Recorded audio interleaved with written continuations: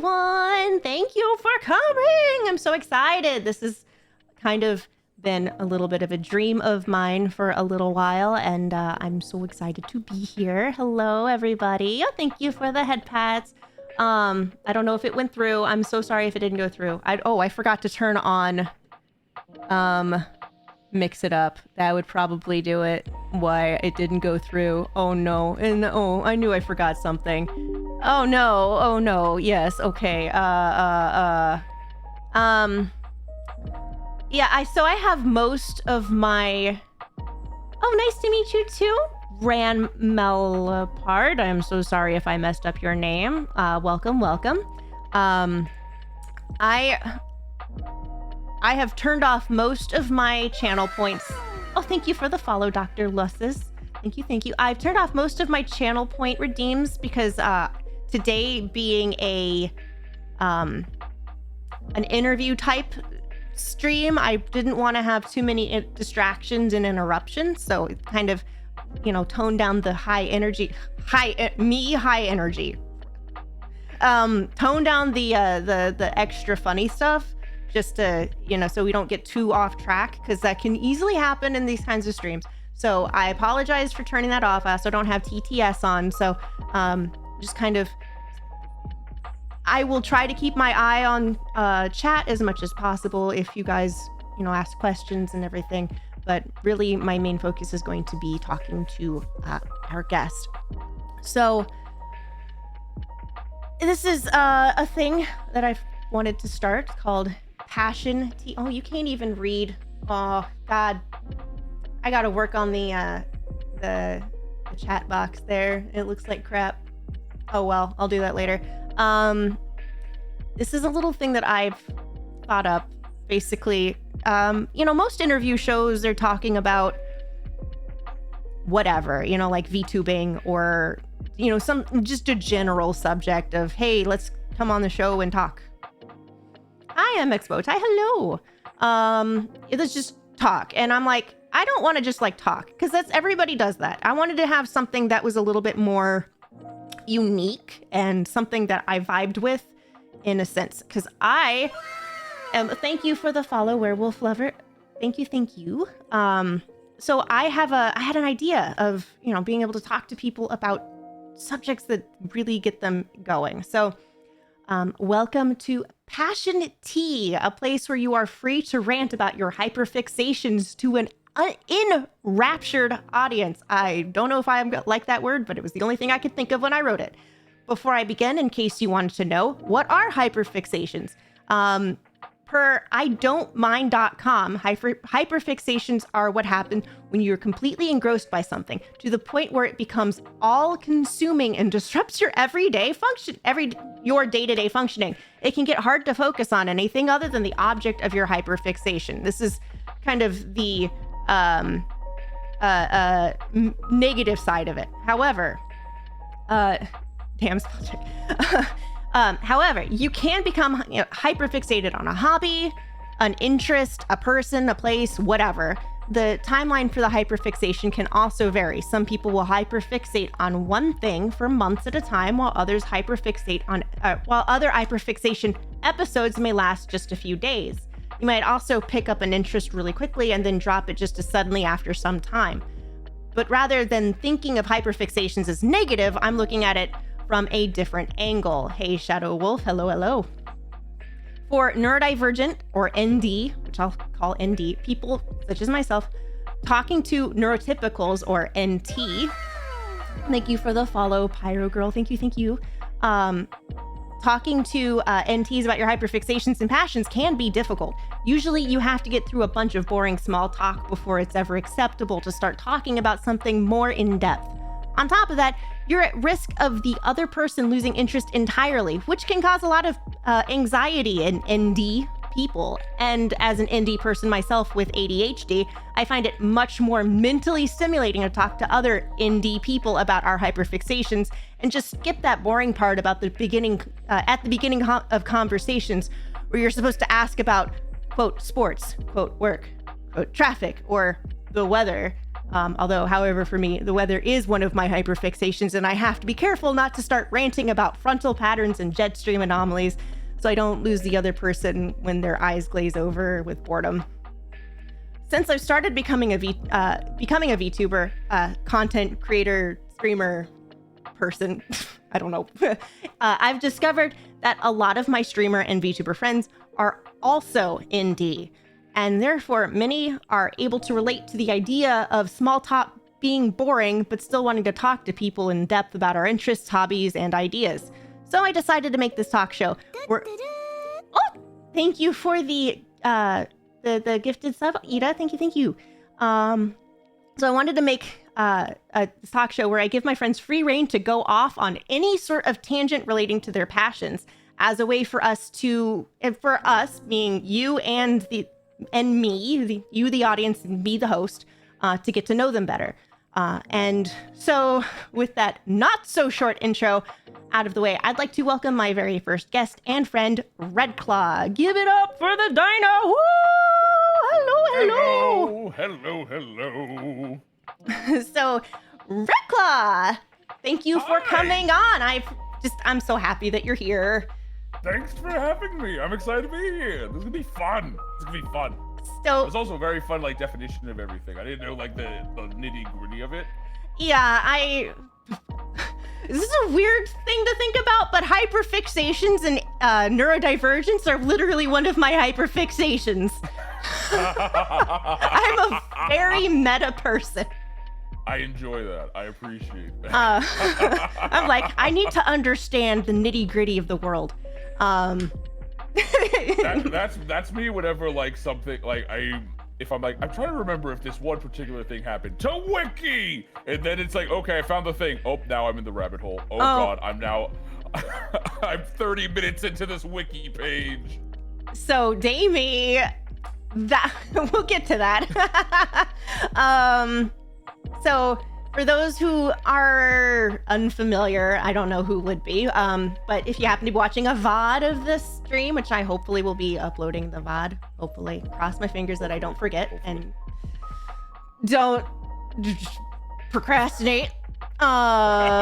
Introduce yourself and I guess go over real quick why you got into VTubing.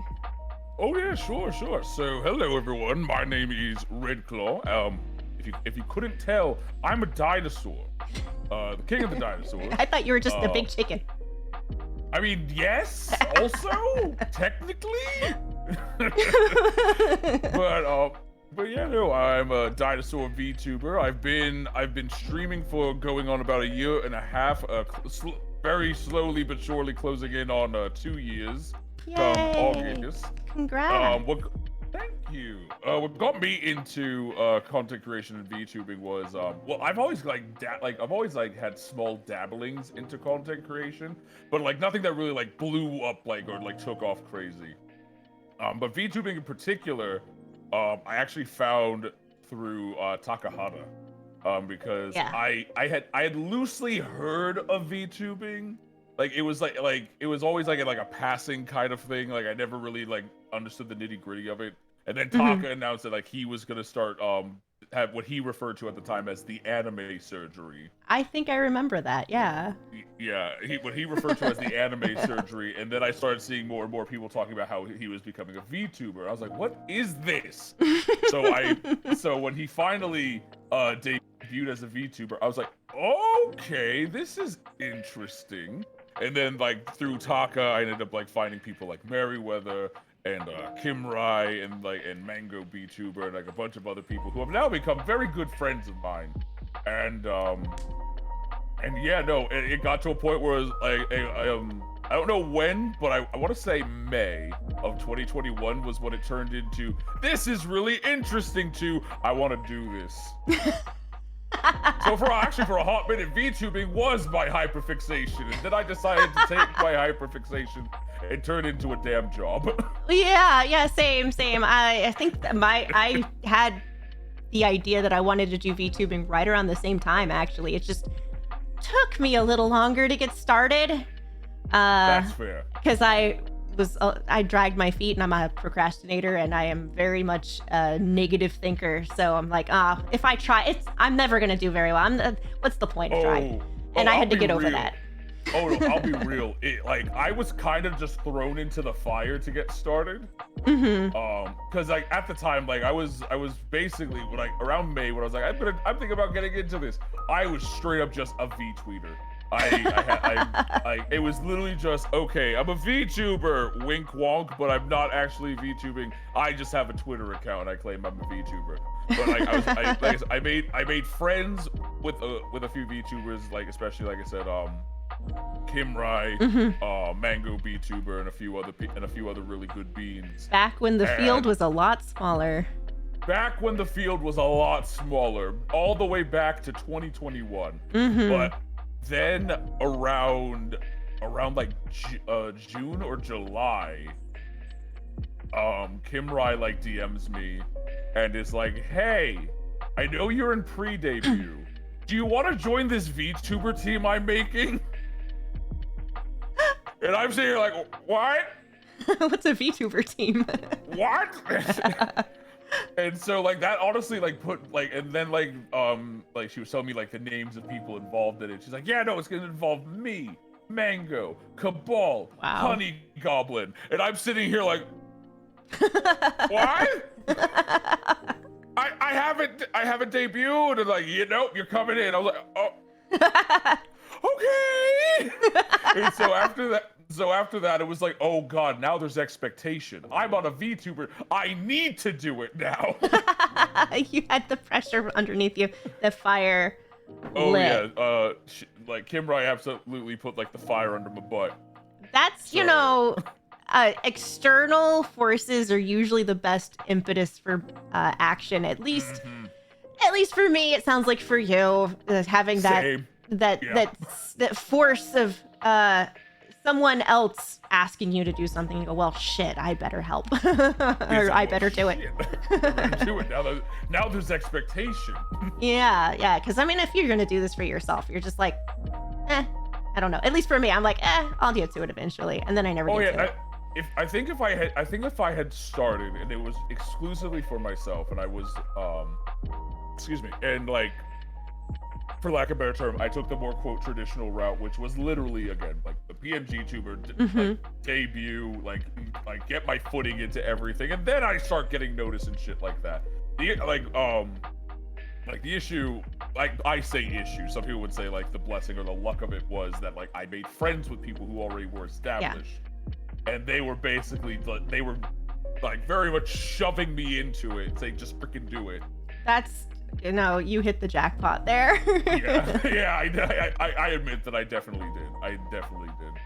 So, because if I didn't, I honestly think I wouldn't have done it. I honestly think I would have probably stopped after a while because usually like I'm high on something for about 6 to 8 months. And then after that, I usually end up dropping it. But like this has been like this has quickly become one of the things that's just like, oh, like I'm not stopping anytime soon. That's fair. Hi, Podkins. Hello. So I asked you on because I know that you have other hyperfixations other than VTubing, obviously. So other than VTubing, what would you say is your biggest hyperfixation, and have you brought it into your VTubing in any way?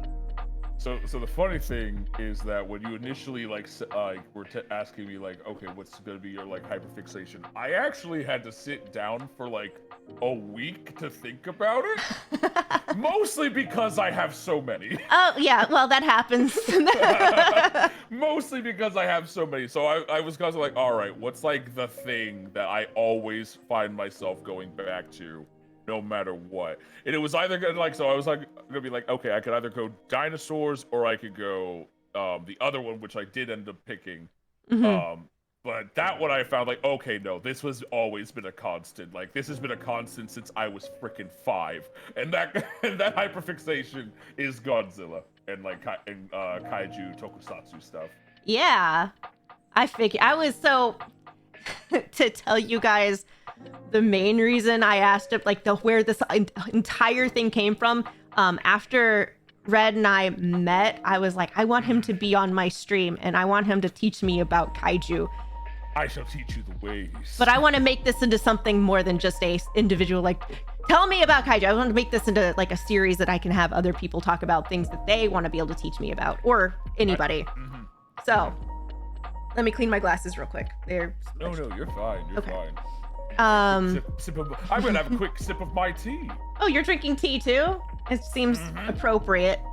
It feels a little. It felt a little apropos. It felt a little apropos. So. So, I mean, obviously you're a dinosaur, which I guess is nature's kaiju. Oh yeah, I'm nature's kaiju. But to answer like the second question where you were like, how did I bring it into VTubing?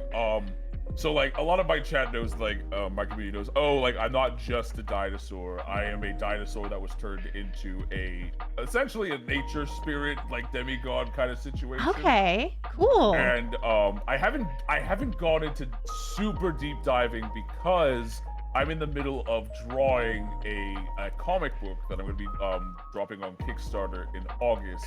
You hear that, guys? The deep dive. You hear that, guys? Go buy it. Go get it. Go get it when it's available. Yeah, no, I'm gonna be launching. I'm hoping to launch it on my 2-year anniversary. I'm hoping to launch the Kickstarter on my 2-year anniversary. Guys, go do it. Go do it. Hi, Goldad. But in the lore, and they're gonna see with how the story goes. There are definitely elements that I pulled from Godzilla. Not like straight up copies, but there's a lot of nods to like certain themes, ideas, even characters. There's a particular thing where like if people see this, they'll be like, oh, I know what this is referencing. Okay, so like inspiration. Yeah, like inspiration. Right. Okay. So what got you into Godzilla? Like what was the thing that or have you just always been into it as long as you can remember? Honestly, it was my father. My father got me into Godzilla. Because the thing is, my father noticed I really liked dinosaurs. As I was a kid, I really liked dinosaurs. Well, after kids were supposed to quote unquote stop liking dinosaurs, I still really liked dinosaurs. So he noticed that. He was like, let me show him these old movies from Japan. And so like my never stop liking dinosaurs. Exactly. Never stop liking dinosaurs. Dinosaurs are awesome.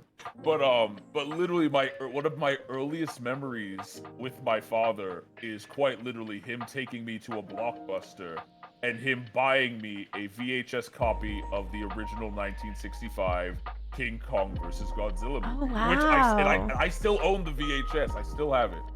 That's so cool. I bet you do you still have the ability to watch it? I do not have a VHS player. It's just a sentimental token. Right.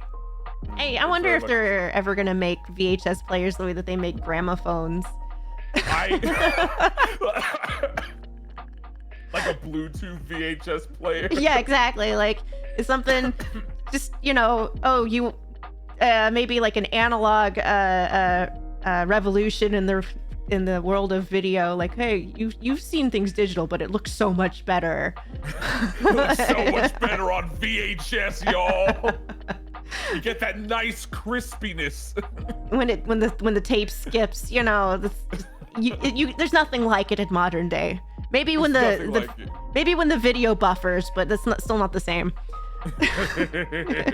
It's very crunchy. Nice and you get that nice clean crunch, and it's wonderful. But I mean, hey, like freaking vinyl made a comeback. Yeah, it's true. That's what I'm saying. Yeah, so you know what? Maybe VHS will have a time. So, but sorry, go ahead. Oh no, keep going. Oh no, I was just gonna say like, so yeah, no, that's like really where it all started. Like my father like noticed that I like was really still into dinosaurs, and then he just like kind of figured, let me show him this thing and see what how he thinks about it, and I freaking loved it. That's so cool. I think a lot of the things that I'm into is because of my parents. So, like my dad was really into space, and actually had like a telescope, and he'd have me go out, look at the stars whenever there was a clear Aw. night. And yeah, so I got really into the space stuff because of him. I'm still into it to this day. That's so cool. One of the things that I constantly go back to are like videos on new discoveries and things like that, just because I want to know what's out there. So I'm assuming then, since you're a space enthusiast, you saw that that really clean image from the Hubble telescope of just like as much of the universe as we could see with it.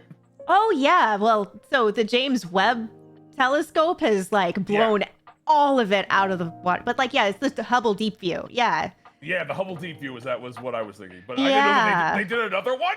Well, so if you look at any of the things from the James Webb, it's like the Hubble times 100 or 1,000 or whatever. Like they're seeing further and further back, and they're getting clearer and clearer images of things that are just, we only had like guesses at. And it's making so many new discoveries about things that are just blowing the lid off of our preconceived ideas and hypotheses of how early universe and stellar formation occurred. So it's really cool. I haven't been keeping up with all of the new discoveries because they literally happen every week. So it's kind of Honestly, that's what happened with dinosaurs with me. It was getting to a point where it was like, oh, there's a new thing every other week. Yeah, especially from China. Like, oh, China's been having China there's a joke in like the paleontology community. Hey Spinosaurus, can you stop changing how you're looking for 5 minutes? Dinosaurs too quick. Yeah, well, so there's a recent discovery in China that I think it's in China where it's like in a cafe or something that there's these Cretaceous age footprints that they have determined are dinosaur footprints just running through like the courtyard.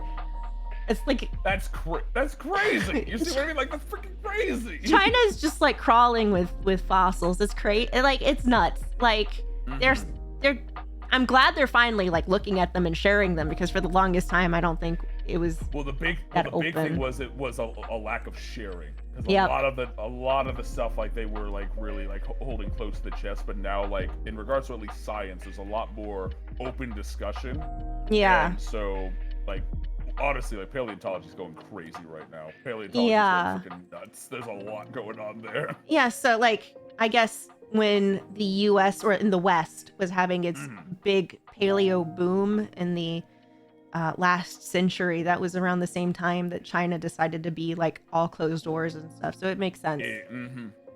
So yeah, like, and that's like how, and honestly, it's how like it led to things like T-Rex and like Triceratops being like the faces of dinosaurs for like ever. How about that new discovery that T-Rex had lips? Okay, so the thing was that's been a theory that's been kind of agreed upon for. Well, that they have evidence. That now we have much more like concrete evidence of it, but like because the theory was essentially just it doesn't make sense that they don't. Right. Especially because everyone pointed this out. If a T-Rex didn't have lips and its teeth were exposed, you would actually be able to see a T-Rex could not close its mouth all the way. Yeah, no, you had to have cheeks and lips. There's like because that's the other thing. There is no land animal that does not have a beak that doesn't have lips other than crocodiles. But crocodiles are semi-aquatic. Yeah. And their faces are designed and their skulls are designed a lot differently. This like that was mainly rip, tear, swallow. There's no like it's literally the things they're eating are like just go straight down. And then on top of that, like they don't need to worry about like dehydration of the teeth because they spend 80% of the time in water. So like they don't need to worry about that stuff. That makes sense. So, but like everything else that's on land has some form of lips. What's it called? Lizards have lips, snakes have lips, humans have lips, every form of mammal has lips. like every form of reptile, with the exception of birds, have lips, but birds have beaks. But Birds, but that's like, yeah, and birds evolved from dinosaurs. Some dinosaurs, like, I think they say some dinosaurs did have beak-like mouths. oh yeah, they did. Especially like a lot of the herbivore ones, especially the ceratopsids, like Yeah. Triceratops, Pachyrhinosaurus, all those, they had beaks. Those They were had beaks. the bird hip dinosaurs, is what I remember learning them Yeah, as the in theropods. paleo. Yeah. Yeah, so the theropods, which include T-Rex and birds. Birds do fall under the theropod family. So Like birds are theropod Archaeopteryx. dinosaurs. Exactly like Archaeopteryx. Like we were, like, what's it called? Like we are all under the theropod family. And that's the other thing. I love blowing people's minds when I tell them, hey, birds are reptiles. I'm like, what? I'm like, yup. Yeah. Yeah. It's a really cool fact. And it's why we think that dinosaurs are probably warm-blooded, because birds are warm-blooded. Yeah, at the moment, the theory is at the very least theropods were. At the Yes. very least theropods were, but like it's totally possible that like that the other forms of dinosaurs also were warm-blooded. It's kind of the size, you can't really help it but be warm-blooded. Like that's it. The largeness of the body and being a terrestrial animal, you're probably going to be warm regardless. And it also doesn't hurt that, like, especially with like not just theropods, but like ceratopsians also, like dinosaurs are found all over the world. Like, and I mean literally all. Like we have found Antarctica. Yeah, like we found dinosaurs in both the Arctic and the Antarctic. Like we found them in Africa, we found them in China, we found them in the Americas, we found, like, they are like literally everywhere. We found them on Madagascar. So There's some virus Madagascar close to borders. Sorry. Yeah, don't forget the death spiral with the crocodilians. Yep. Oh yeah, very fun. I live in Florida, so we get to deal with the alligators. Oh yeah. Yeah. Oh, I believe it. They're just scaly puppies. They're very cute until they're big, scaly puppies. Just don't put your hand in the mouth. Or let your small child or dog near the water at night. Yeah, don't do that. That's dumb. That's just asking for incidents. Don't do it. Yep. But yeah, so going back to like the whole thing with like lips, like that was like it was being discussed, I kid you not, in the early Yeah, let them 2010s. vibe. Exactly. Yeah, like it was happening in like the early 2010s where people were like, yeah, no, we're pretty sure that at the very least T-Rex had lips. But that new paper that dropped was very much like, nah, we did some tests. It only makes sense that they had lips, and that theropod dinosaurs had lips. Like, it only makes sense now because, like, one, their teeth would freaking be like constantly breaking from dehydration, and two, again, they can't close their mouth all the way. It's the thought of just going, oh, damn. Because like they should, like, in that paper where they show the lips, they showed like, okay, this is what it would look like if they didn't have lips.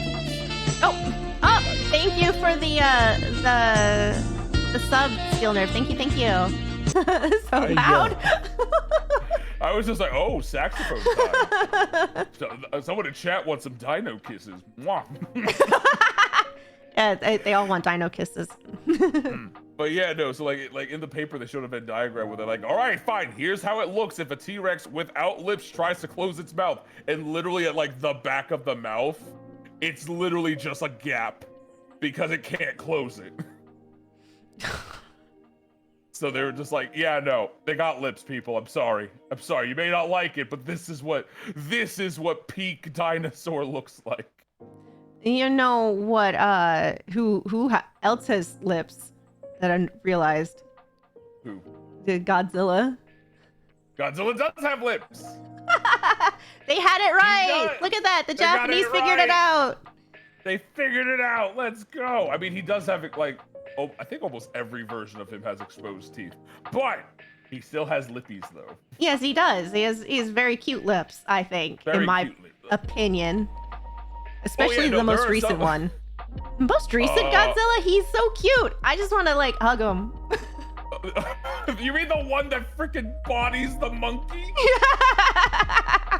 Like freaking when that one. Okay, I know that like in the Godzilla community, and like we can go into that a bit. Like there are people who hate that like scene, but I loved when Godzilla just went feral alligator, just like leaping on all fours and just going ham.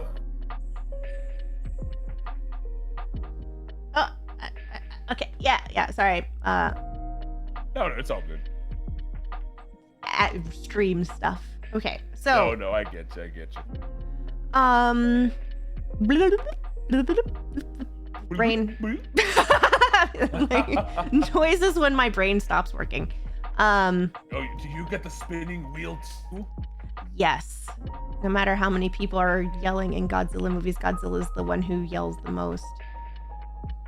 Yeah. So the big thing that I liked about the movies, or that I didn't like about, I should say, that I didn't like about the new movies is how much people there are, and the fact that they kept cutting away, especially King of Monsters, they kept cutting away from the action.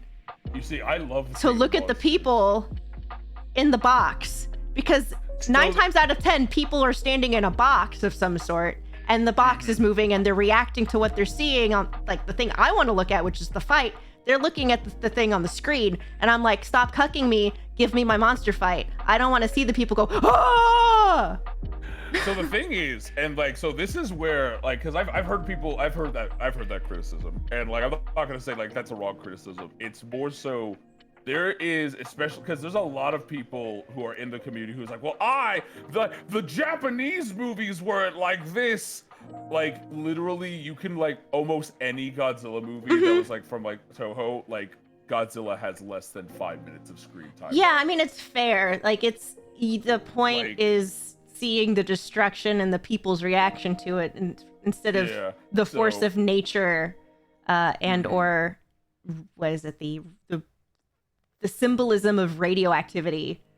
Oh yeah. Like literally, like the original Godzilla, when like the first scene of Godzilla like destroying Tokyo, like literally like in like behind the scenes stuff, they essentially described it as we were trying to convey a nuclear bomb in slow motion.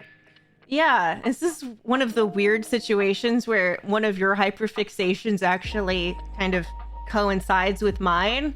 I happen to be really fascinated by nuclear weapons and disasters and the history with Hiroshima and Nagasaki, and learning about all of like what happened and the effects of what these detrimental weapons had on the population, and the fact that this specific horrible action that the US took back in 1945 is actually a direct cause of a lot of modern media in Japan, especially Godzilla. I think that's, I mean, it's not what I would say is a consolation prize, but at least something came out of it, you know? Godzilla, especially Godzilla in general, has kind of become a universe. I don't want to say coping mechanism, but it is very much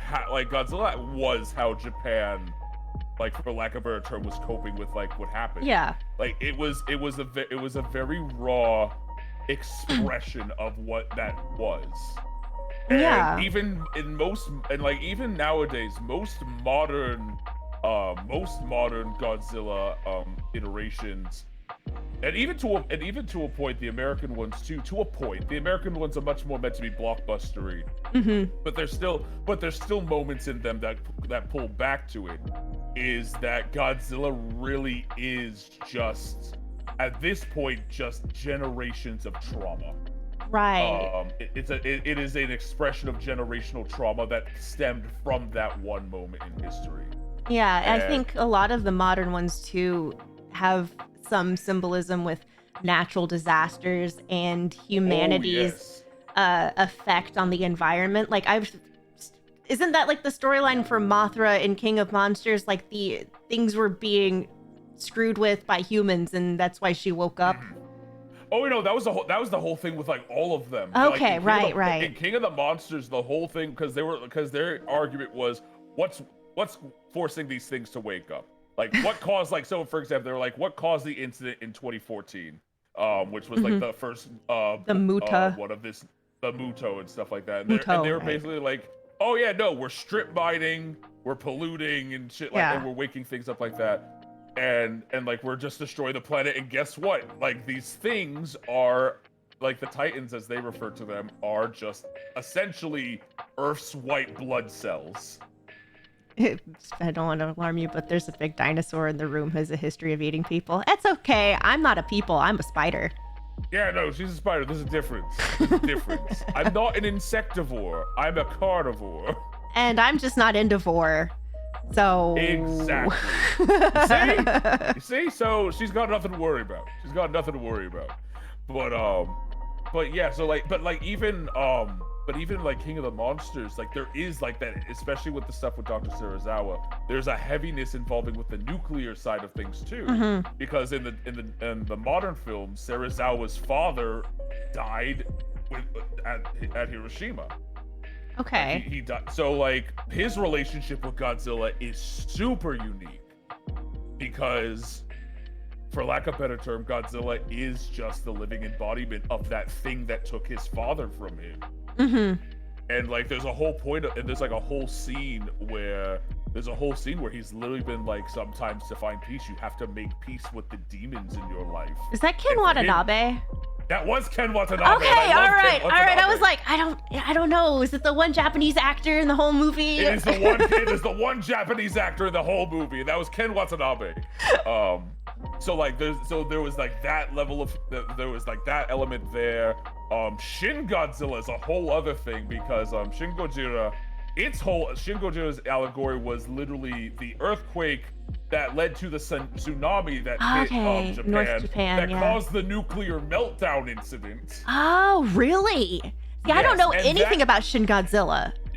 That movie, it's a good movie. I highly recommend. And that entire movie is also just blatantly criticizing the Japanese government for their inaction during that crisis. I have to say, the one thing I do know about that movie is the English subtitles were done by Chris Broad's fiance, Charmeleon. That's the only thing I know about it. Oh, I didn't know that. I didn't know it either. But she's really, really, really into Godzilla, and I was like, "Why is that?" And then she explained this because she worked on that movie.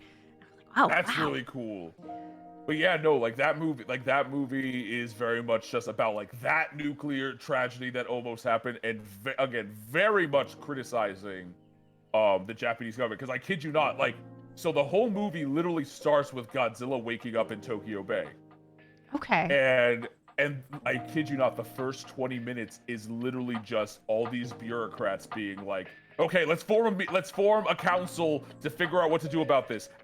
Let's do a council meeting at that council meeting. Okay, let's go to the Prime Minister's office to get a secondary special council so they can discuss trying to identify this thing. Okay, now let's get a secondary, a triple, and it's literally just the criticism of the bureaucracy, all the bureaucratic red tape that happened during that incident that happened. I believe it was 2009. That's the tsunami incident? It was 2012 or 2011? 2011. 2011. It was the 2011 incident. So yes, it was, and it's just that. And so like there was that one, and then in another regard, there is my favorite Godzilla movie, which is known as, it's called, like, the fans call it GMK because its actual name is ludicrously long. It's called Godzilla, Mothra, King Ghidorah, Giant Monsters All-Out Attack. And I'm sure it sounds more, well, it probably just sounds just as silly in Japanese. but that movie, despite the ridiculous name, that one is very interesting because in that film, Godzilla does not represent the bomb. Godzilla in that one is actually a bit more spiritual in regards to he is the embodiment of everyone that died in World War II. Okay, wow, I got goosebumps. specifically in Japan. But the thing is, it's not just like, oh, he only represents the Japanese people. he doesn't just represent like the people that died in Hiroshima.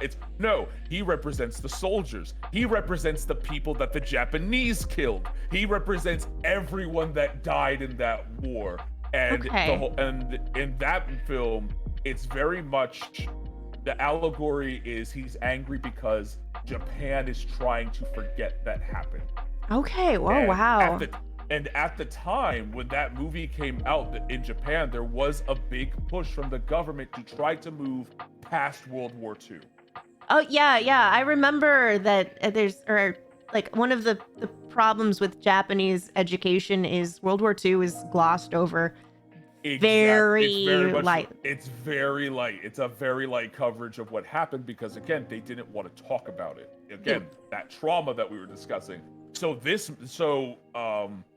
GMK was very much the message of that film was you cannot forget or else there will be another Godzilla. Okay, yeah. No, that makes sense. That's interesting that it's on the surface it looks like it's just like, oh, dudes in funny dinosaur outfit fight suits just and punching each other. But like the fact that it's like actually allegorical and has a deeper cultural meaning, that is really interesting. I had no idea about more than just the first with the trauma from the atomic bomb. That's actually really cool. Yeah, like I always tell people, because there have been people who always ask oh, what movies do you recommend for people if they want to watch Godzilla films? And I tell them it really depends on what you're looking for. If you're looking for the heavier stuff, I always tell them the original Gojira from 1954, GMK, and Shin Godzilla. Those, and then also the 2014 Godzilla movie. Because I know while that one again has the problem, that one in my opinion is the worst offender of just we don't see anything until the end. That one I think is, but however I still think that the nuclear aspects of things like that, just the sheer scope and also the size portrayal, the weight of the kaijus is felt in that movie. It's like they took those are it's like they took the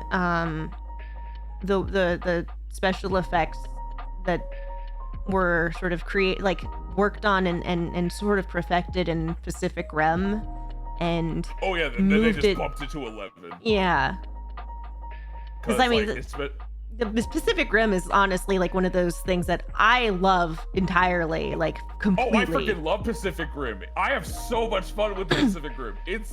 It's basically Guillermo del Toro's version of Power Rangers, and I live for it. Yeah, it's the best anime live action movie. It really is. It's the best live action anime movie that doesn't have an anime. Actually, technically, it's now. Yeah. You're starting to buffer. Sorry. Internet, don't die on me. Oh no. Hi, Mimikyu. Hello. I can hear you. Can you hear me? I can hear you. For some reason on Discord, I just dropped to the red for some reason. Yeah, you went. Your internet burped. I think it's back. Yeah, but I think my ISP had a little burp. It seems good now. Okay. Okay, good. But there's a lot. Like I said, Godzilla, the Godzilla franchise is very interesting in regards to there's a lot of different things you could take away from it. There's the heavy allegorical stuff that the original movie provided. There's the silly hee-hoos of later Showa era, which is basically just big monsters punching each other in the face. City destruction, that's my favorite part. City destruction, all action and everything. You can have I think that's what it makes Godzilla so accessible for people. You literally can find anything that someone will like in a Godzilla movie. So whenever people are oh, I just want to see monster fights, I'm all right, I got these 5 for you. Oh, I want to see the heavy shit, I got these for you. I want something that's kid friendly that my child can like, I got these for you.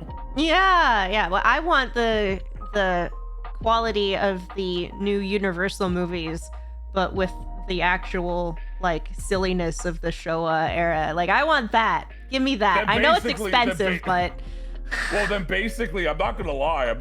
Then like the new movie Godzilla vs. Kong. That. Godzilla vs. Kong, King of the Monsters. Those two movies are quite literally just love songs to show up. Well, especially Godzilla vs. Kong, where they go to the center of the earth, and I'm like, they what go the to the center of the, yeah. Like the thing is, like they had established like Hollow Earth like all the way back in like 2014, but it was like, to like actually see it like fully realize was freaking crazy. Yeah, it was freaking crazy.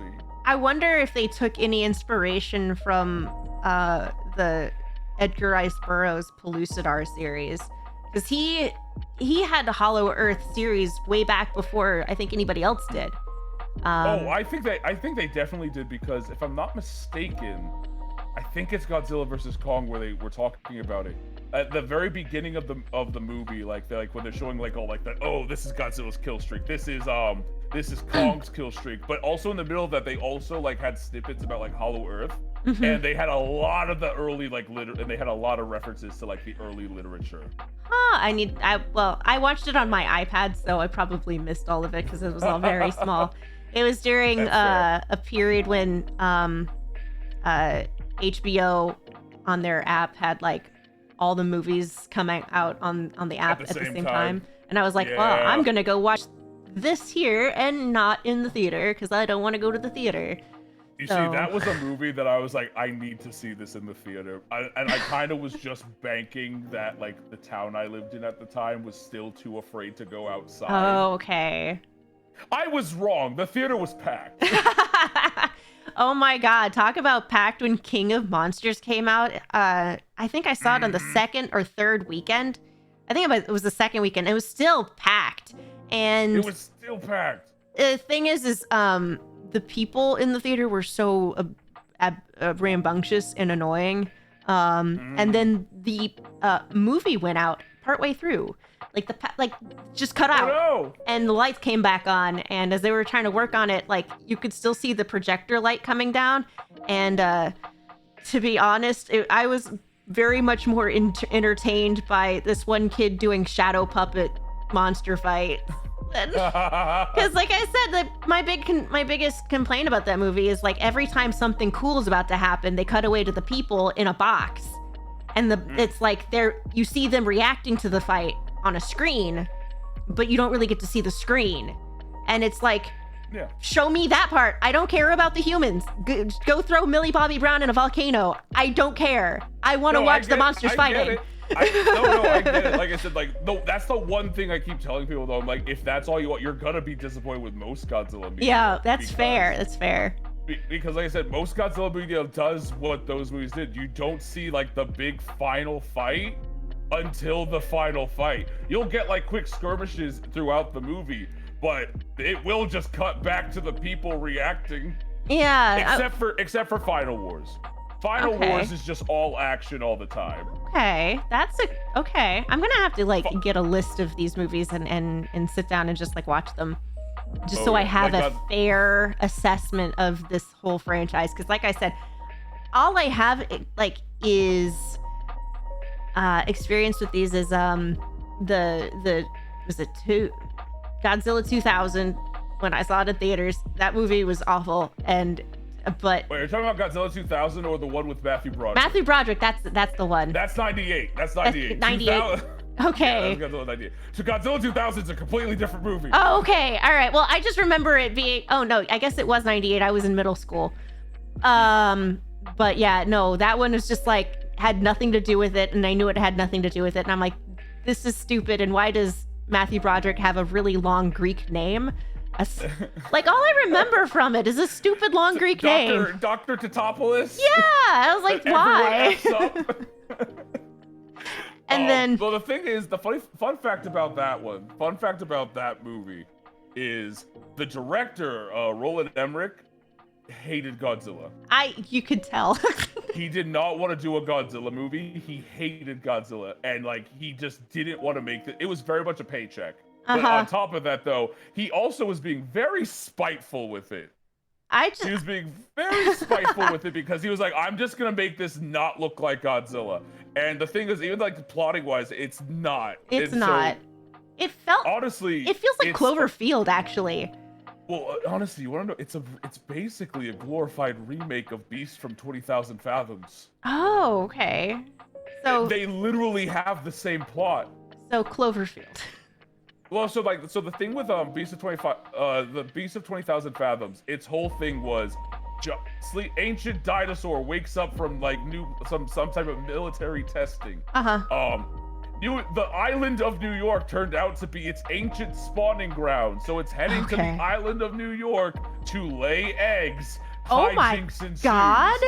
Godzilla 1998. Oh my god! After nuclear testing mutates iguana. Iguana goes to the island of New York, which turned out to be its spawning grounds. Hijinks ensues. Oh my god! Godzilla 98 is just a Beast of 20,000 Fathoms remake. That's crazy. As the Godzilla movie. That's crazy. Okay, that's awesome, and in the worst way possible. So honestly, when I look at it through that lens, I'm like, this is actually a pretty fun monster movie. It's not a good Godzilla movie, but it is a good 20,000 Fathoms movie. I enjoyed it when I was in like 7th grade or 8th grade. Like I had a good time. I knew it was schlocky. I liked the Taco Bell tie-in. Oh my gosh, I forgot about the Taco Bell tie-in. Like you could get the footprint on the cup, yeah. Yeah, it was like a footprint on a cup. I remember that. Oh gosh, I forgot about that. Unlocking core memories. There we go. Yeah. Getting in depth. I remembered that the freaking marketing on that movie was insane, like literally everywhere. But I forgot about the freaking Taco Bell lineup. Final Wars is peak cinema. Dr. Lucis, you are a person of culture. Like Final Wars is literally known as just like, it's just crazy. It's all action all the time. When the monsters aren't fighting, the people are fighting, and they're using Matrix styled kung fu. It's crazy. What? Yes. People fighting, that's rare. That's strange. Yeah, no, there's people fighting, and it's straight up Matrix level kung fu. Oh my goodness. When was it made? 2004. Okay, so it's gonna be okay. All right, I think I have an idea of what to expect. Special effects. Like you have to set your expectations. Also remember, it's 2004 Japanese cinema. Right. Yeah. No, you have to set your expectations for the special effects. Oh yeah, like I said, the suits look great, the lighting's great, and everything. There's some CG stuff that's a little like, but like I said, like visually though, it still looks fine. It still looks great. It's like I very much enjoy it. It's probably in my opinion the most fun Godzilla movie. Okay. Huh. It's probably the most fun Godzilla movie. So, do you okay. Looking at my notes. I guess you kind of answered the question of like, where do you go to learn about it? I guess you just watch the movies and that kind of thing. Honestly, right? The thing is, there's so much media. There's like obviously like the core one is the movies. There are a few television series, like I'll be real, there's the Hanna-Barbera Godzilla series if you want to watch like America's very first attempt at Godzilla. The Godzilla animated series that was based off of Godzilla 98, and it was actually meant to be a sequel to that. That's actually a great Godzilla series. Ida, speaking of people fighting, does Ultraman count as kaiju? I would count Ultraman as tokusatsu, just in general. The thing, tokusatsu includes like kaiju. Yeah, kaiju falls under the umbrella that is tokusatsu. So I would say, does Ultraman fight kaiju? Because like kaiju are monsters specifically. Okay. Ultraman does fight kaiju. Because I wouldn't say Ultraman himself is he's not. Ultraman is not a kaiju. Ultraman is not a kaiju, but he fights kaiju. Just being big doesn't make you a kaiju. That's not what that is. Because otherwise there'd be other things that are. Well, the thing is, I don't know. So that's actually a very fun debate. That's actually, because the thing is, kaiju doesn't it means giant, right? No, it just translates to strange monster. Oh, okay. So that's there you literally go. That's literally the definition. So basically, people have just said scale varies. Some people like it has to be over 100 feet tall. Some people it just has to be it's larger than the average animal. Thank you for the follow, TJ Omega. Thank you. Larger than the TJ. average animal. Okay, so it's so just strange. So some people would argue that oh, certain dinosaurs could fall under kaiju because even though that Thank you for the follow, Meta Wolf. Thank you. Some people also make the argument that okay, it has to be fictional, so it can't be so to be a kaiju, it has to be big. It has to be fictional. Okay. So for example, it's okay, so what's a really big animal? An elephant. An elephant is not a kaiju. It's freaking huge, but it's not a kaiju. Whales are not kaiju. Whales are not kaiju. They're freaking massive. Like the blue whale's the largest animal on the planet. It is not. It is not a kaiju. It has. So some people there's a lot of debate under what is and isn't a kaiju. So do kaiju have to be organic or can they be mechanical? Because Mechagodzilla is mechanical. Yeah. So that's a whole other thing. So some people would say no, Mechagodzilla is a mecha. Some people say Mechagodzilla it does count as a kaiju because sometimes he's sentient.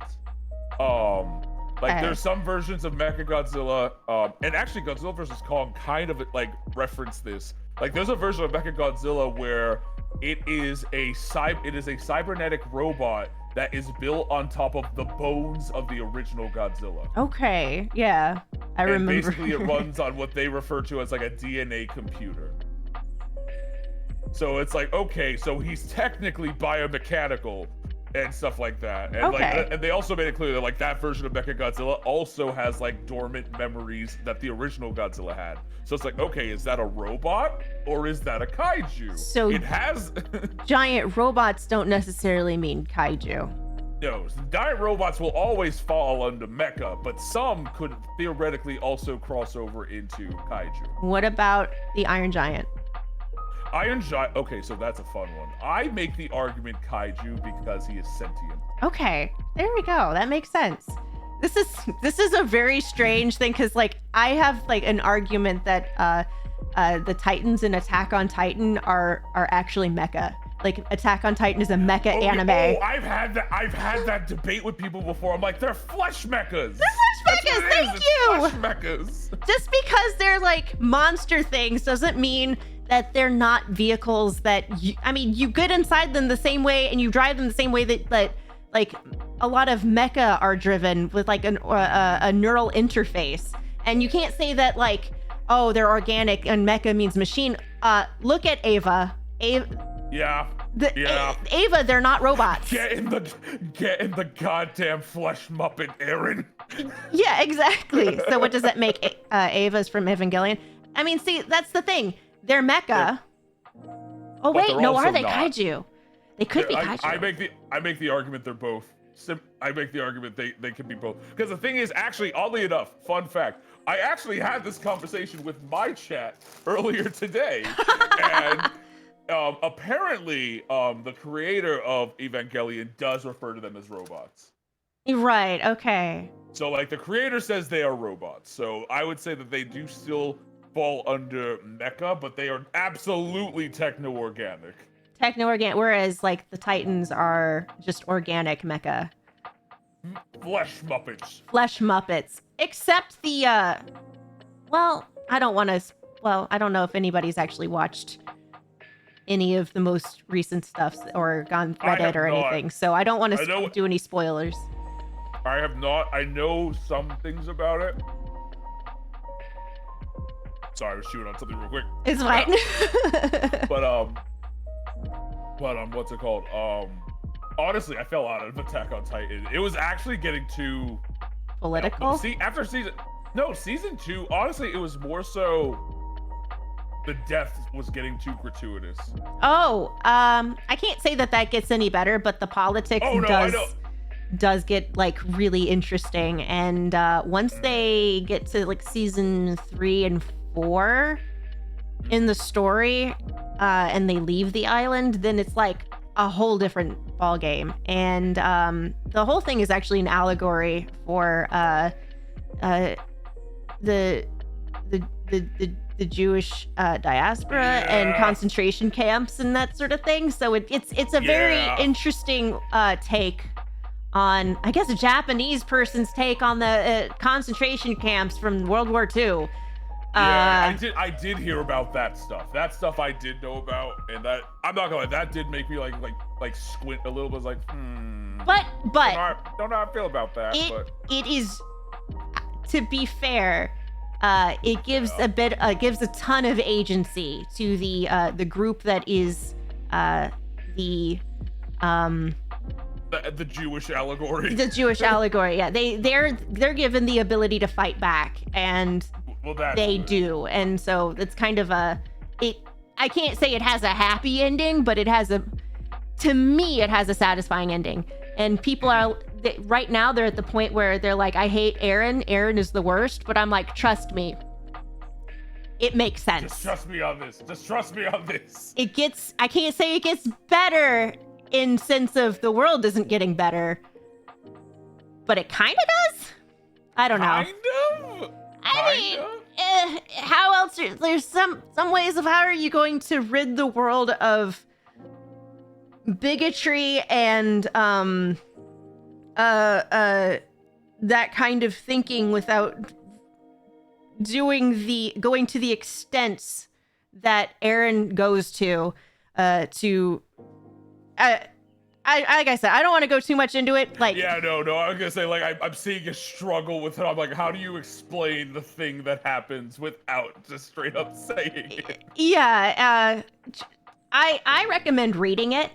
Watching it, it's okay. I got to like got through the first season. I was like, I need more, because back when the first season came out, it came out in like 2012 or 2013. Yeah, it was like 2012, and then season 2 didn't drop till like 2016. Or yeah, something like that. And so I read it like immediately right after, got up to like chapter 50, and then didn't want to wait a month per chapter, which is the release schedule.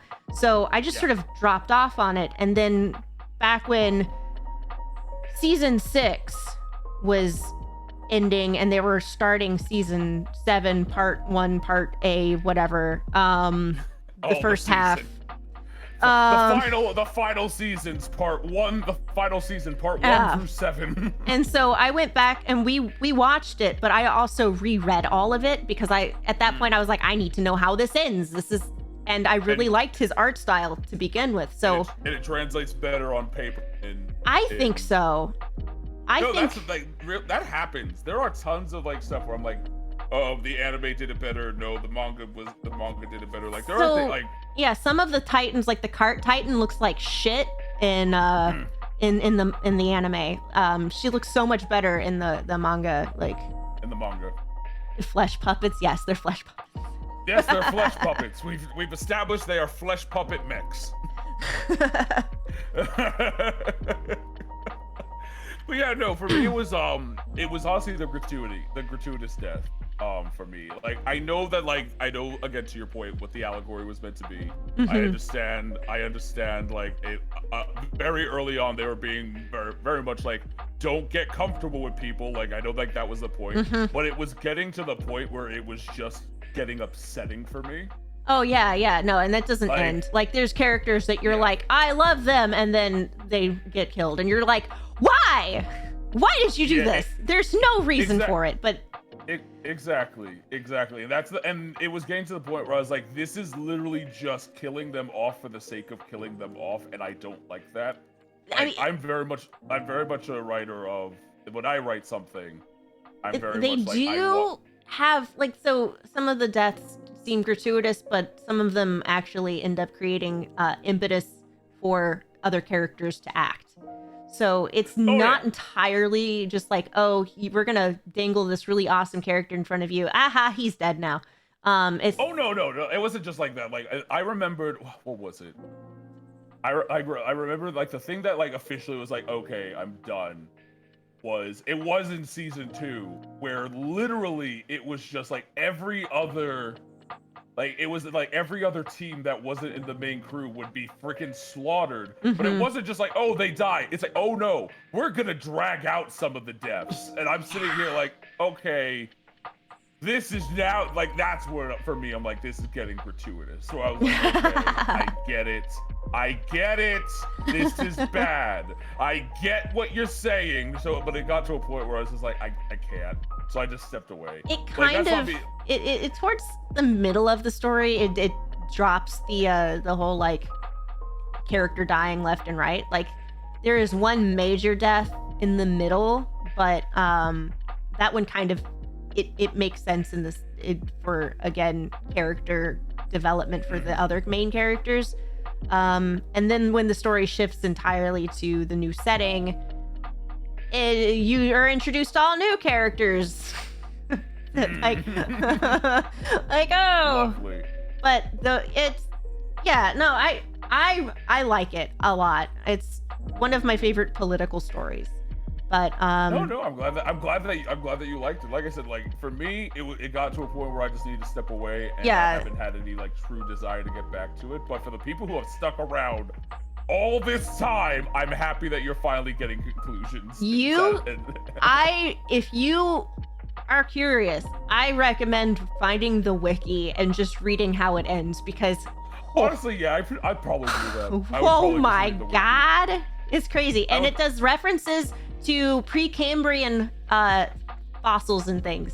So there's like some there's some really beautiful art in some of the last chapters that are just like explaining where all of this comes from a deep genetic point. It's interesting, but yeah, they straight up introduce characters to kill them off. Yes, yeah. Coheed and Cambrian fossils. So like hallucigenia, for example, is a major influence on one of, we'll just say it's a major influence in the design towards the end. Got it. Gotcha. You've seen hallucigenia before, right? I have. So like I already have like a very like, oh, I can see where that's going. Yeah. I can see where that's going. If you see some of the art from the towards the end, you go, holy shit, that's wow. I don't know. Also, there are things from Precambrian era that are just utterly terrifying. So imagining something that is again a flesh Muppet designed to like be inspired by one of those things. No, thank you. And we're talking something that's tens of miles, if not more, long. Yeah, you see, that's crazy. It's monstrous. It's absolutely monstrous, but at the same time, it's so cool. Oh yeah, no, like I will say, like visually stunning. I have absolutely visually stunning. I just have a love of large monster things destroying things. So like it's to me, I'll go through all the like, oh god damn it, why'd they have to kill that character off just to see the yay, things are being destroyed and people are fighting them. Go. Yay! This is so cool. And I think that's one of the things, and again, like that's one of the things that I like about Godzilla, because like you get like all of that, but you also get like things like the political intrigue and like all the deep metaphors and stuff like that. And also like so many different genres fall into like kaiju and tokusatsu in general, but even in Godzilla, like Godzilla has like comedies. Godzilla has like plot lines that are comedies. Godzilla has plot lines that are just straight romances. And then like recently they got an anime that is straight up cosmic horror. Like where they made Godzilla an actual cosmic horror thing. I was like, this was very. Yeah, I will say it is a heavy watch. Just because there was a lot of shit thrown at you. Because one, it was written by a theoretical physicist. You're just hitting all the right buttons here. Gimme. It was written by a theoretical physicist. So there is a lot of technobabble and pseudoscience that tries to explain everything that's going on. I need this. What's it called? Godzilla Singular Point. Godzilla Singular Point. It's on it. It's very divisive. There are people that love it. There are people that hate it. I love it because it's so different. I mean, cosmic horror and theoretical physics are like two of my absolute favorite things. So yeah. So like I said, like when I say cosmic horror, like you'll see what I mean. Where it's like, oh, Godzilla's not just some ancient lizard that got irradiated. Okay, all right. You've sold me. This is It's really strange. The things that I love, you know, like I love atomic disaster stuff, like learning about that. I love giant monsters that are destroying things, and I love like political stories. And you'd think I would know more about kaiju, at least in the sense of the Godzilla universe, but I really don't. It's very strange that I never got into it. And I feel like that's a big failing on my part. it's also because it's one of those things where, especially as the years have gone by, not so much now, actually even to a point now, Godzilla media was super hard to get. Okay, that's fair. Like recently, and when I say recently, I mean within like the past like 5 years, they released the Criterion collection of the Showa era Godzilla movies, and that is the first time since like the early 2000s that we've gotten like a definitive collection of all the original movies on Blu-ray. Hello, Winter Xanus and BB Squirrel. Hello. And then like the Heisei era, which started in the 80s and ended in, I want to say, 95. Yeah. There are some movies on there that are near impossible to find. Okay. Like, to the point where like you can still find them, you could buy them, but you're spending an arm and a leg. Like, okay. One of my favorite Godzilla movies, Godzilla vs. Biollante, which is genre-wise spy thriller, freaking spy thriller Godzilla movie. All right. But with Godzilla vs. Biollante, like, it is so rare and so expensive to get your hands on it that it is borderline lost media. Huh. Like, I actually checked, like, I think it was last week, I checked just because I was talking about this with my chat, and they were like, how much does it cost to get a Blu-ray of Godzilla vs. Biollante? And I went to check, the only place I could find it was on Amazon for $200. What? Because it never got reprinted. Oh my god, you'd think that someone would like rip that shit and make it available somewhere. The thing is, like, if you do enough digging, like, you'll find it. The quality will be questionable. Right, that's fair. But you'll find it. But like the Heisei era has had terrible redistribution. It don't, like, honestly, like Heisei era never made it to the States until like the mid to late 2000s. Okay. And even then, like, the only stuff that we got from that era was like the toys, the Trendmaster toys. All right. But that was all we got. That was like, we got Godzilla toys, but we never got Godzilla movies. Like, we did get like some VHS stuff, but when the digital era, like DVDs came, we didn't get stuff until like between like 2007 to 2012. Well, speaking of the toys, you sent me some pictures. Let me see if I can get the. It's gonna come up. Hopefully. I'm gonna have to. Is it this one? Yes, I think. Okay. Yeah. All right, it's behind us, so if you want to like move a little bit, then we can like shimmy. I'll shimmy. keep. Where's my? Move over a little bit. So, walk us through your collection here. I've got more pictures, so I'm gonna scooch through. So this is like a third of what I got. So I like collecting things, and you could bet that my hyperfixation went to collecting Godzilla things as well. So I have quite a few Godzilla figures. I see quite a few Godzillas, and then there's a Kong, and there's there's a lot of Godzillas. So from like left to right, at the very far left, you do see like that's the NECA version of King Kong off of his original like 1930s design. Okay. That very first Godzilla is that's a good chunk of these are from the toy line NECA. And that's like the base off of the original 1954. That little potato is Baby Godzilla. Baby Godzilla. The one that's also called Minya/Manila. The small one. The small one is like Manila. Can I make it big? I can. Oh, there we go. There you go. Right next to him is the version of Godzilla from Godzilla versus the original King Kong versus Godzilla. The one with the great smile? The one with the big Kermit the Frog smile. Let me, I forgot, do you want me to share the screen for, so I'm not on the stream? No, because I actually have them opened up on my end too. Okay. All right. But yeah, that next one there is Godzilla versus Mothra. That little one that you just went to. This guy. That little one is a little figurine from Godzilla and Godzilla Final Wars. Oh, thank you for the follow, Bone Smoker 76. Thank you. So yeah, this one looks definitely more modern. Yeah. So this is a design from 2004. Okay. He looks a lot more badass. Less he's much more streamlined. Less goofy. Less goofy. A little less goofy. So yeah, that big one right above him, that is the one from Godzilla versus Mothra. Behind. Thank you for the gifted sub, Ida. Thank you.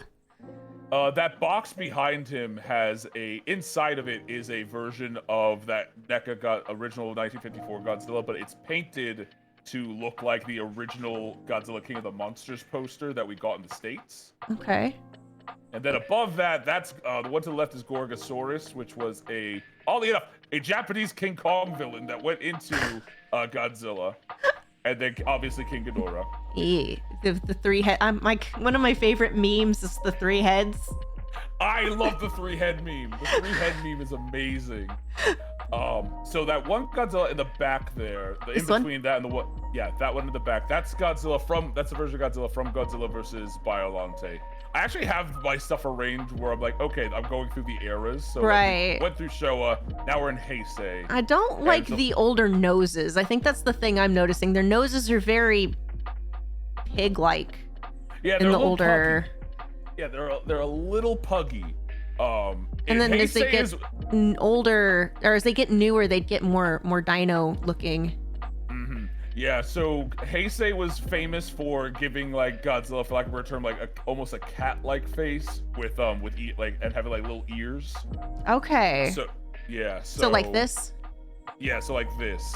And so like the big guy with the smoke and the red accents, this is him from, in my opinion, one of, if not the best Godzilla movie, Godzilla vs. Destroyer, which was supposed to be the final Godzilla movie. And this is what is lovingly now referred to as Burning Godzilla. Okay, or Fabulous. I was or Fabulous. Gear 4 Godzilla. So... I'm sorry. After him, no, you're fine. You're amazing. So after him, you see that spiky boy. That is the beginning of the Millennium Era, which started with Godzilla 2000, and that is okay. Oddly enough, that's not how he looked in Godzilla 2000. That figure is based off of the concept art. All right, how he was that's kind of neat. So, yeah, so it's like a concept art version of him. Okay, so the next picture will be. So the next one, it should still be going in the same order. Okay, here we go. Yeah. Yep, there we go. So yeah, so then right after him, the big guy, the beginning, that is how Godzilla looked in GMK, which is my favorite Godzilla movie. This one? Well, that I was telling you, yes, this one with the clear white eyes with no pupils. And yeah, he's got the weird human nose looking thing too. Mm-hmm. Well, this one, they were very much trying to make it where like they wanted him to look like the 1954 Godzilla. Gotcha. Okay. Yeah. Mm-hmm. So right after him, you see that Godzilla there. That's from Godzilla against Mechagodzilla and also Godzilla Tokyo SOS, which was their remake of Godzilla versus Mechagodzilla. The spiky boy behind him is Monster X, who is the main antagonist of Final Wars. Wild. And yeah, GG, hello. Yeah, it's like very interesting. That's definitely very Japanesey because it kind of makes me think of like the Fujin and Raijin statues and stuff. Oh, absolutely. And like there's a bit like, I don't want to go into spoilers in case you ever decide to watch Final Wars. There's a bit more to Monster X than meets the eye. Okay. And when it happened, and like when certain things happen, you're like, oh my god, yes, let's go.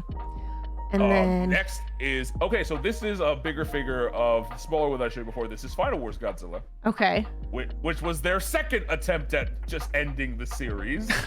I like his mouth. He's a very that's a cool design with the way that it's shaped. Mm-hmm. His original design was gonna be super freaking edgy.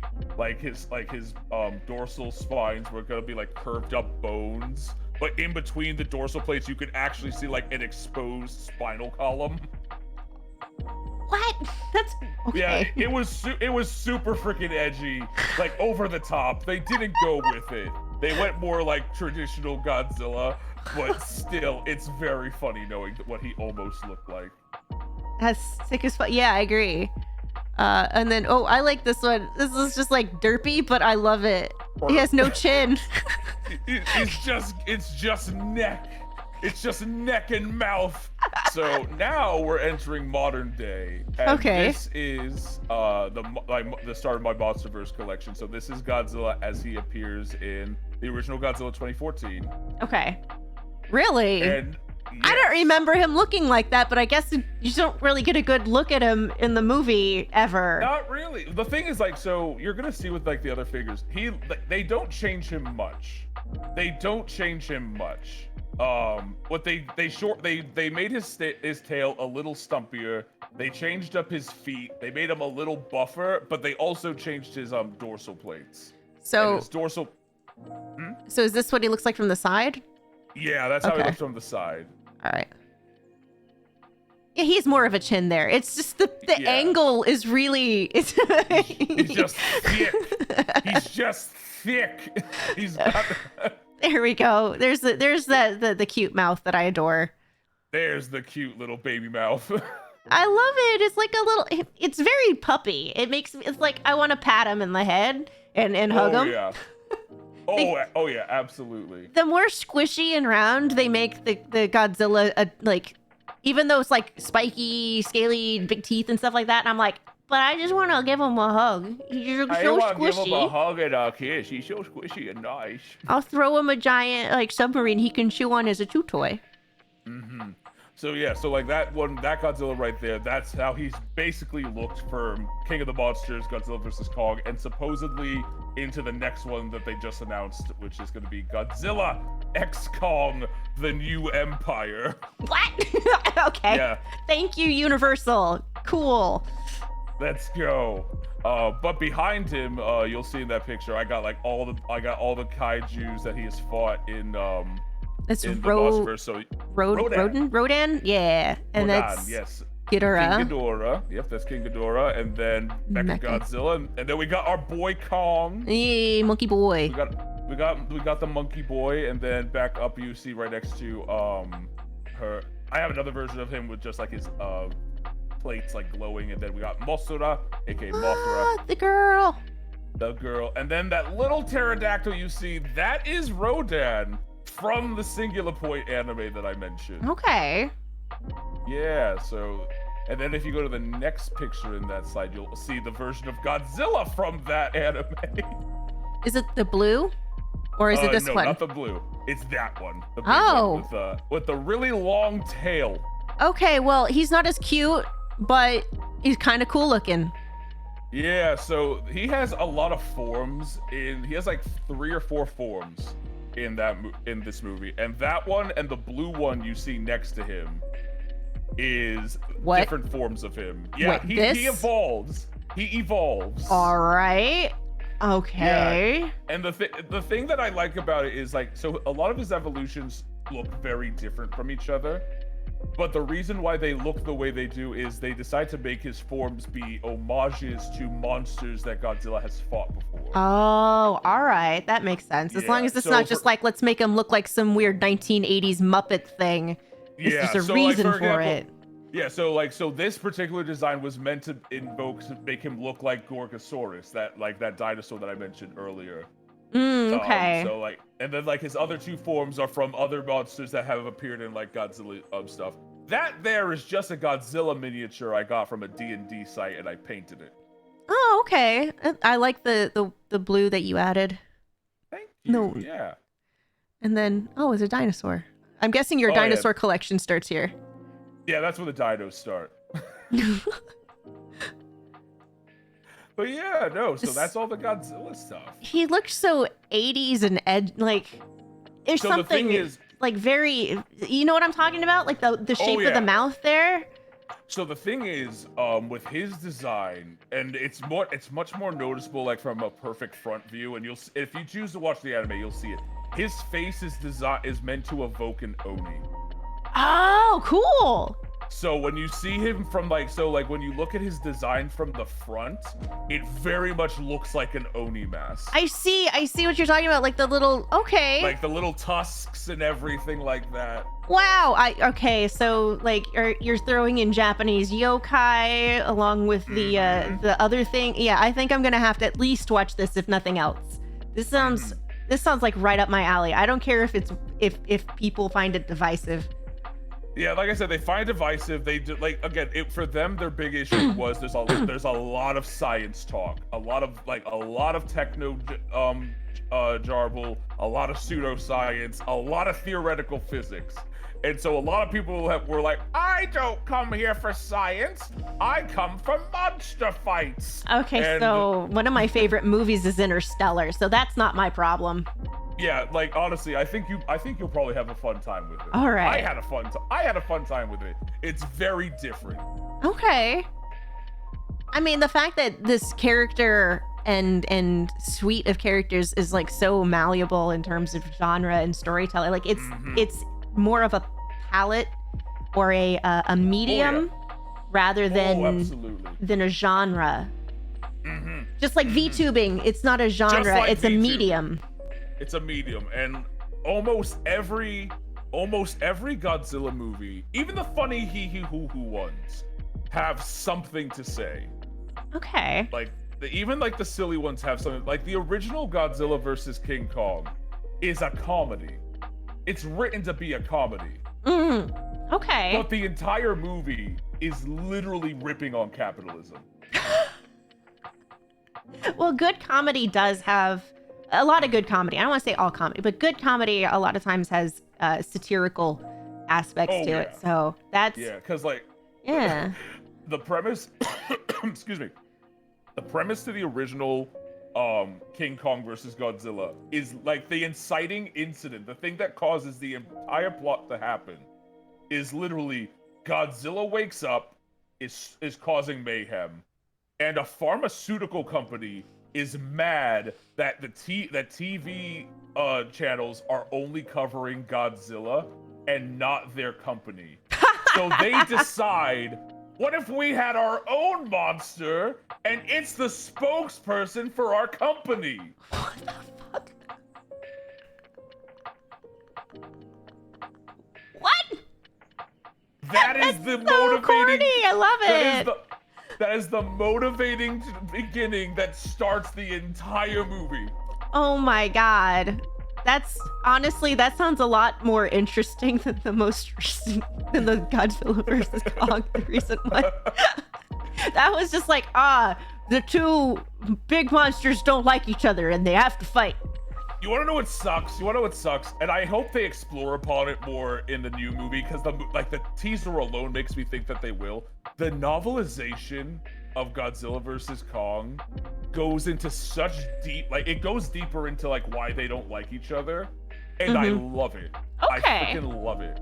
Did Godzilla kick King Kong back when they were in high school and steal his lunch money and take his girlfriend? A little more complicated. It turns out Kong's entire species were the baddies. Oh, I don't. Yeah, no, they were enslaving and genociding other Titan species. That sounds like a commentary on humans. They were because they're humanoid. They are human. No, literally, the novelization describes them as they started becoming human-like. Okay, so there's still some sort of social commentary there. Oh yeah, there's still a social commentary there, and they had this vast empire that was literally built on the enslaving of other Titan species. And the thing is, like the movie keeps referring to it as like, oh, there was this big ancient war between the Godzilla species and the Kong species. It was less of a war and more so our Godzilla that we know in this franchise, kind of went John Wick on the entire Kong species.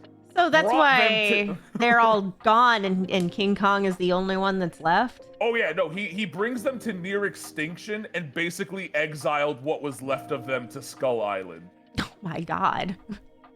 So the reason why the moment Kong leaves Skull Island, Godzilla's on a fucking blood hunt is actually because from Godzilla's eyes, it's a jailbreak. Okay. I mean, so is King Kong like, is he just a descendant of these? Oh yeah, no, he was a descendant of all this. Kong. So he's innocent. He's innocent. He was born in that prison. Okay, all right. So I don't feel so bad. Like I don't feel so like bad liking him. Then. Oh no. I love Kong in the Monsterverse. I love Godzilla in the Monsterverse. Okay. But like Kong's species, they were kind of awful. Okay, so but King Kong is like trying to redeem that, I guess, in terms of he's more story-wise. Story-wise, the thing is like his whole thing is it sounds weird being like the giant monkey had a plot arc. His whole entire arc was honestly just stop being so freaking prideful. Like literally, okay, yeah. Because the entire time you see Kong is proud. Kong is so freaking proud in that movie. Yeah, like, he is in the middle of the ocean when he first encounters Godzilla, and he thinks he can take him in the ocean. Yeah. And it becomes very quickly apparent that like no, he's going to freaking lose. And the thing is that through the entire movie, they make it abundantly clear Kong will not survive a fight against Godzilla. Right. Yeah. But the entire time, like literally, like it's not even like the people trying to get Kong to fight Godzilla. It's literally Kong choosing to keep trying to beat him up. So he's got the Napoleon complex, kind of. Yeah, he has like an arrogance to him where he just doesn't want to stop fighting because that's all he had known for like 100 freaking years. Yeah, and that was supposed to be the original end of Godzilla. The king is dead. Long live the king. Long live the king. Okay. Yeah, no. So like it's this Godzilla vs. Destroyer is probably, like I said, it's not my favorite Godzilla movie, but it's possibly one of, if not the best one. Like, just because it's really, like I said, it's got monster fights, but it's also still has like the heavy undertones. It has direct ties to the original movie. Yeah, like, Damien, you and Red have a love in common here. But yeah, no, absolutely. Like I said, it's this series like. It's funny talking about like this because it's just a big rubber suit lizard guy, but like this series like has definitively like changed my life. It's something that's always been a part of it, that continues to be a part of it, and I love getting to share it with people. So I actually really thank you for bringing me on for this, because like this has been so much fun.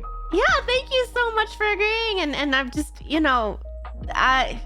you opened my eyes to a whole lot, because there's a lot that I was not aware of in terms of just the deep lore of Godzilla. Like, I knew a little bit here and there, and I'd seen the most recent movies from the US, but I really didn't know a whole lot.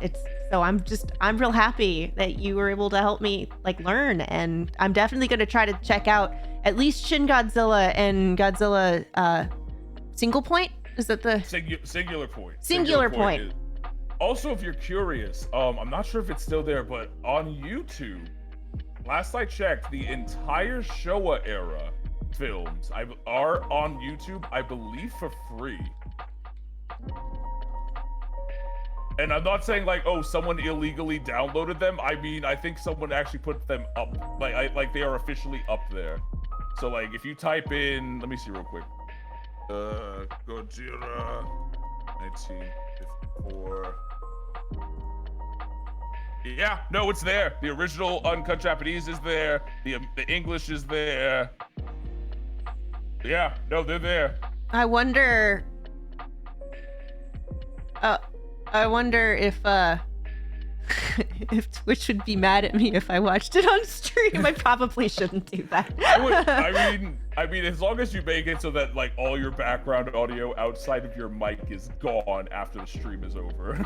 Yeah, I haven't had a chance to figure out how to get the audio split off of the Go XLR yet. So once I have that, then I can start doing some sneaky shit.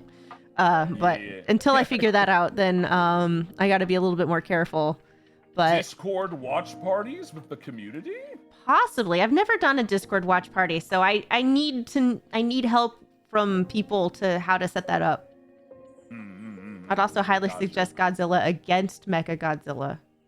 That's the one I was telling you about that had the what's called the Mechagodzilla movie where it's built on the bones of the original Godzilla.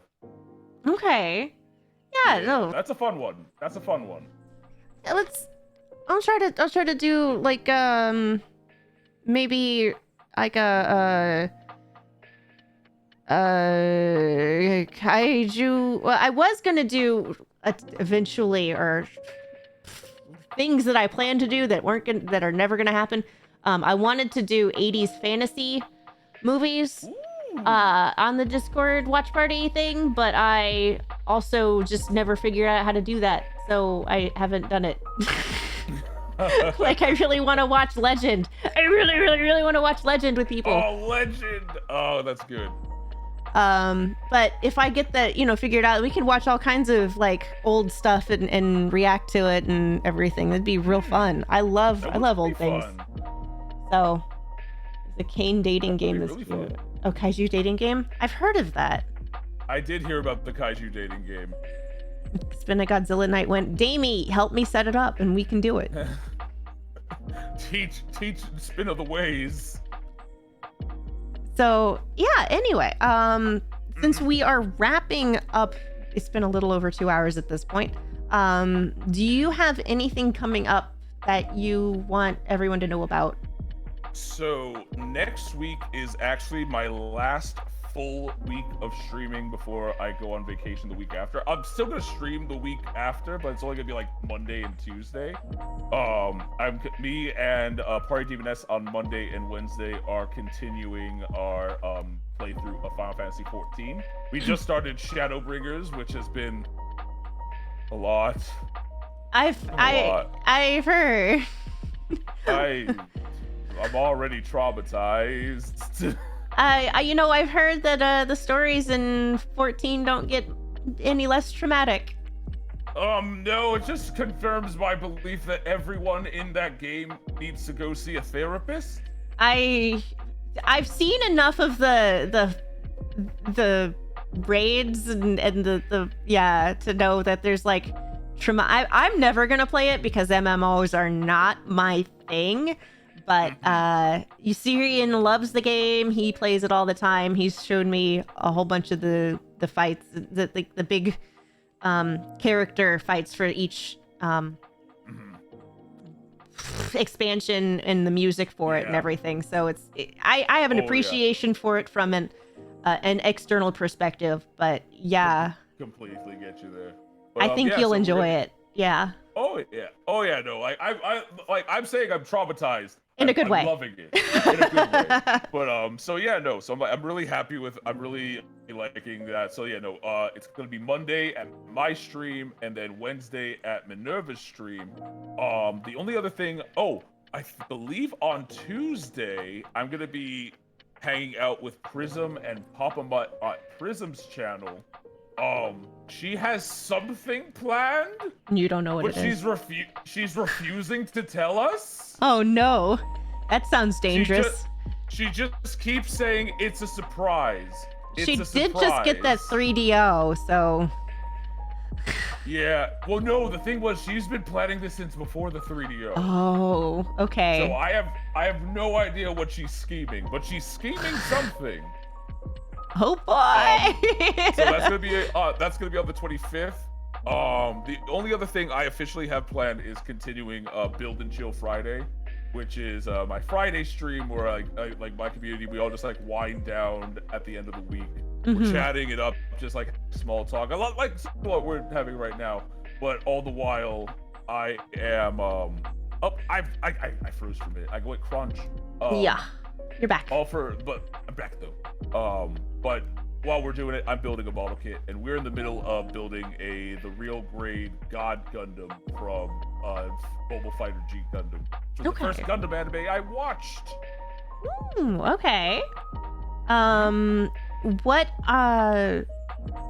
just real quick, what are your social? I mean, I've just put like your collab. Oh, yeah. So go follow him here if you haven't followed him yet. Yeah, and if not there, I'm also on Twitter. YouTube, and TikTok, all under Redclaw Draws. Yay, and go find him. And he does some really amazing art. He's really funny. He has a lot of really great series with friends. I like Night at the Museum, for example. So, yeah. And both of my wives, well, 2 of my 3 wives have been on. So what you're telling me is I need to bring all of the wives together. You know, maybe it would be kind of a cool idea. Wink, wink, nudge, nudge. Say no more. All right, since I've apparently brought on 2 of these of this polycule, I'm gonna have to finish my collection. I gotta finish the trifecta. Yeah.